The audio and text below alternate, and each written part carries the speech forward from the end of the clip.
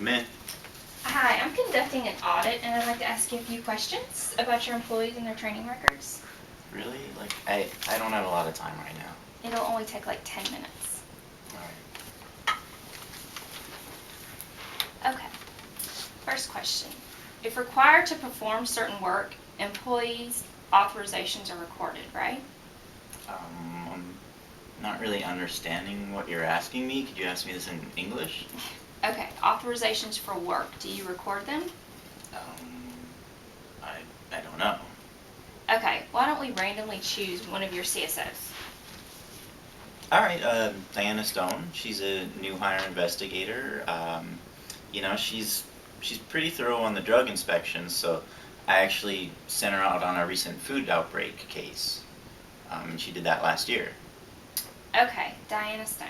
Is she authorized by you to conduct food inspections? And do swabbing and things like that? I mean, I just told you I sent her out. Okay, this is what I need.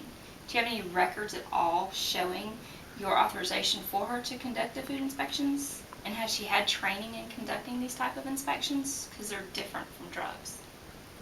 Okay, I think I see what you're asking for. Well, I did send out an email authorizing her to be trained by a senior CSO, and that person was going to take her out and just show her the ropes. Would that qualify? Okay, I think I can work with that. Can you pull up the email? That's a good question. There.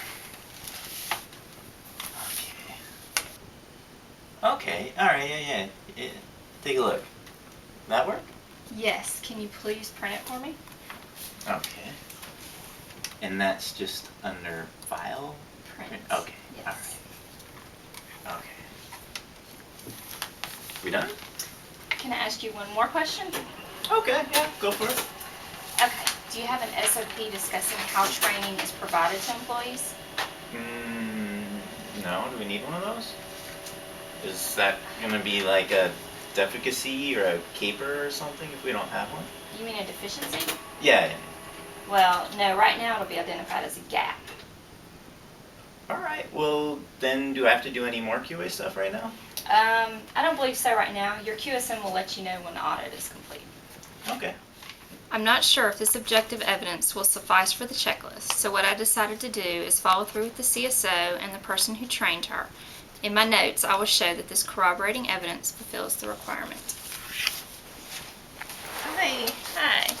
I'm conducting an audit of your section, and your supervisor mentioned you, and that you received training from a senior CSO on collecting environmental swabs and food investigations. Oh, yes. That was a crazy outbreak, and I spent so much time at the factory, I actually still preferred to do drug inspections. By any chance, do you have any records showing that you received training on conducting these type of inspections? Well, as a new hire, we didn't receive any training forms, so I began making a habit of writing down all the training that I've received. I did this on my regulatory notebooks. Can I see it? Sure.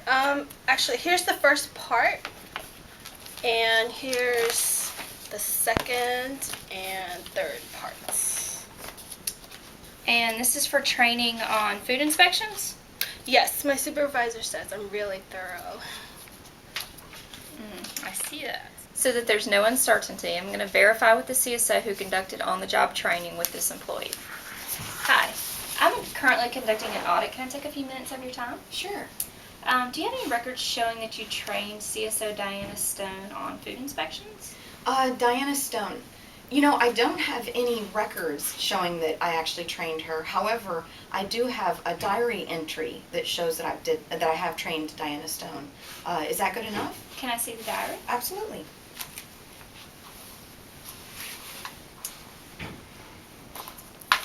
Based on my interviews, I can tell there's a gap for audit question 13.1.6. This component does not have an SOP that discusses how training is provided. However, they do have pieces of objective evidence that I can use to show that they have some sort of training records available. More than likely, this will be discussed in the report, and depending on my lead auditor's decision, will be identified as an opportunity for improvement.